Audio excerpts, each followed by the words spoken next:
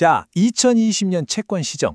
이게 말이죠. 누군가한테는 정말 일생일대의 기회가 될 수도 있고 또 다른 누군가에겐 최악의 함정이 될 수도 있습니다. 오늘 바로 그 거대한 변화의 핵심 한번 제대로 파헤쳐 보겠습니다. 요즘 다들 그러죠.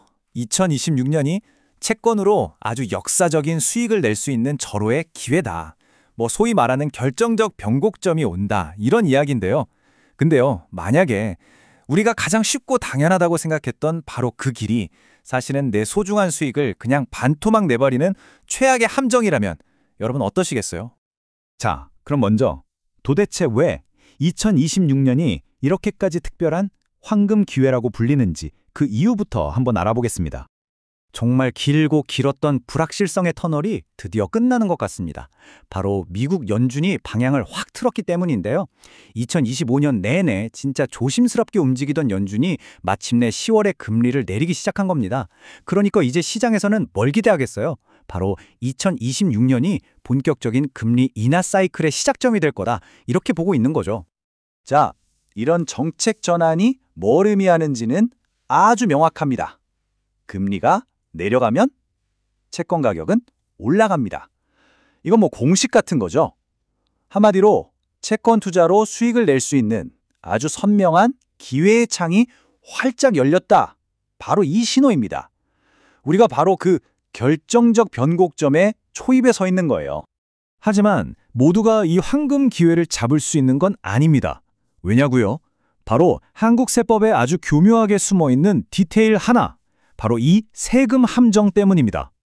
자, 그럼 미국 채권에 투자한다고 하면 우리 보통 뭘 떠올릴까요? 그렇죠. 당연히 제일 편한 방법.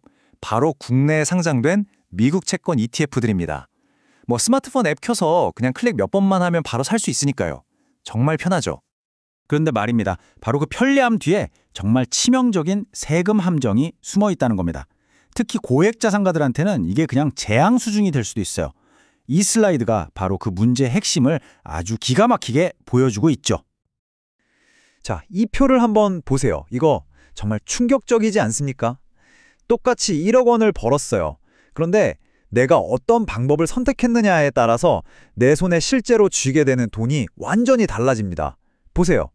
개별 채권으로 직접 투자하면 세금이 없으니까 1억 원 그대로 다 내 돈입니다.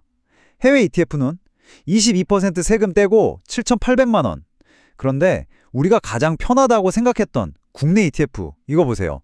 수익의 거의 절반, 무려 49.5%가 세금으로 사라지고 5,050만 원만 남을 수도 있다는 겁니다. 와, 이거 정말 심각하죠? 문제의 핵심이 바로 이 숫자 49.5%입니다. 아니 도대체 왜 이렇게 되느냐? 국내 상장 ETF를 사는 순간 원래는 세금이 아예 없는 채권 매매 차익이 이게 엉뚱하게도 배당 소득으로 잡혀버리는 거예요. 그렇게 되면 어떻게 되냐? 내 월급이나 다른 사업소득이랑 전부 합쳐져서 종합과세가 되고 그래서 최대 절반에 가까운 세금 폭탄을 맞게 될 수도 있다는 겁니다. 정말 어처구니 없는 일이죠. 그래서 전문가들이 이걸 두고 이렇게까지 경고하는 겁니다. 이건 투자자가 스스로 세금 없는 수익을 세금 폭탄 맞는 소득으로 바꾸는 그야말로 최악의 결정이 될 수 있다고요. 말 그대로 잠재적인 재앙이나 다름없다는 거죠. 자, 그럼 이 무시무시한 함정을 피하고 내 소중한 수익을 지켜낼 방법은 없을까요? 당연히 있습니다. 지금부터는 진짜 프로들, 전문가들의 전략을 한번 살펴보겠습니다. 전문가들의 전략은요, 아주 간단합니다. 딱 두 단계로 나뉘어요. 첫 번째, 일단 수익을 최대한으로 키운다. 그리고 두 번째, 그렇게 키운 수익을 세금으로부터 완벽하게 지켜낸다. 이겁니다. 자, 이 수익 극대화의 핵심 비밀병기가 바로 듀레이션이라는 겁니다. 이게 뭐냐면요. 금리가 1% 딱 변할 때 내 채권 가격이 몇 퍼센트나 움직이는지를 보여주는 민감도 지표예요. 좀 어렵나요? 그럼 이렇게 생각해 보세요. 금리가 내려갈 거라는 데 거는 베팅의 레버리지다. 듀레이션이 길면 길수록 이 레버리지가 커지는 거고요. 그래서 금리가 조금만 내려가도 채권 가격은 훨씬 더 크게 아주 뻥 하고 뛰어오르는 거죠. 이 차트를 보시면 그 위력이 확 와닿으실 겁니다. 자, 똑같이 금리가 1% 내렸다고 쳐요. 듀레이션이 짧은 채권은 고작 1.9% 오릅니다. 그런데 저기 오른쪽 끝에 듀레이션이 아주 긴 제로 쿠폰 채권 같은 건 어때요? 무려 24%가 급등할 수 있다는 겁니다. 와, 2%대 24%.